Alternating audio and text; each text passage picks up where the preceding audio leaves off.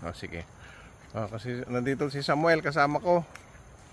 At makikita ko yung mga pruning nila.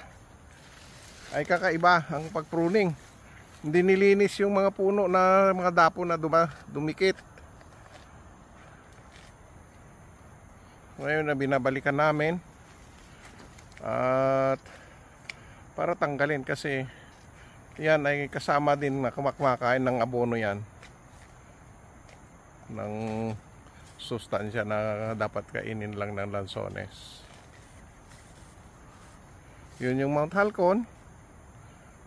Makita nyo ang ganda ng view ng Mount Halcon ngayon. Makita nyo malalim na yung ugat dito ng dapo dito sa puno ng lansones, kaya kailangan tanggalin para yung nutrients na kakainin ng lansones ay hindi na aagawin itong dapo na to.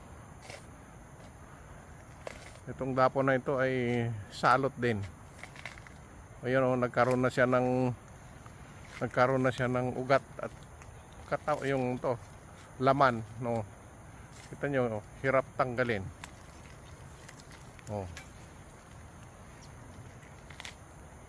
Yan, pati yung nasa taas meron ng kumapit. Pataas na ng pataas niyan, edi wala. Yan Samuel. May may laman na yung ugat niya. Napasok po talaga, parang ito. Ayan yan. Patay nga ang dinali. Papatayin niya yung kahoy. Kaya kailangan tanggalin kasi kinain na niya yung balat.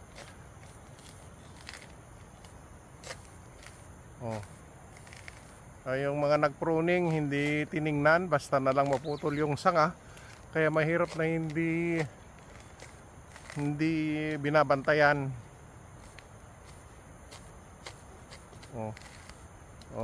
Hirap tanggalin. Kasi kailangan matanggal lahat yung yung ugat para hindi na siya tumubo.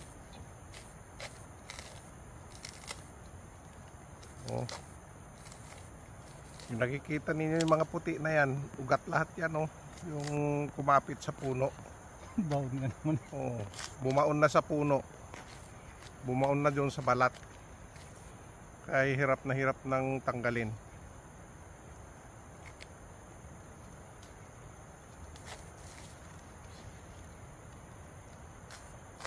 Yan, kailangan tanggalin lahat.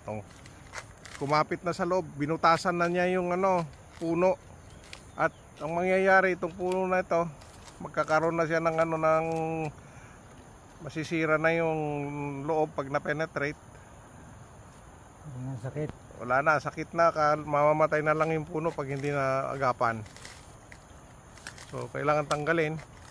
Dahil ngayon ay may mga nakikitang sinyales ng pagbubulaklak. May mga palabas ng mga suloy na maliliit. At sana magtuloy-tuloy. Ayan, dito sa puno na ito ay makikita ninyo kung kayo ay may mga tanim na lansones. May giting-giting na tinatawag dito sa Mindoro. Yan.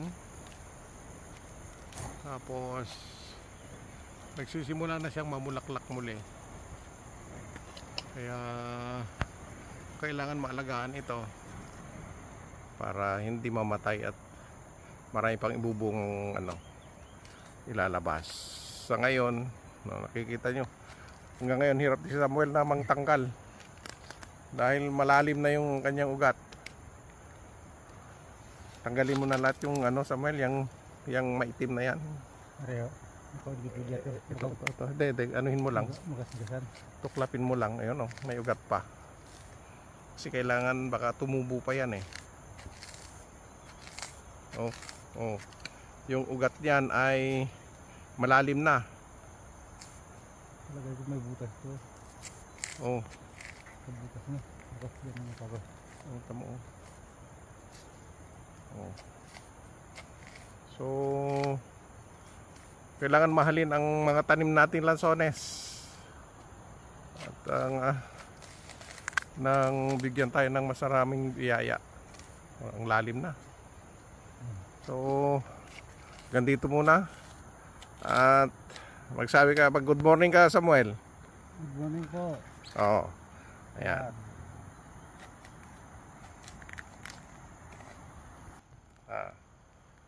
Ayan kami. Naglilinis. Ini-inspection namin yung halaman. Gandang umaga.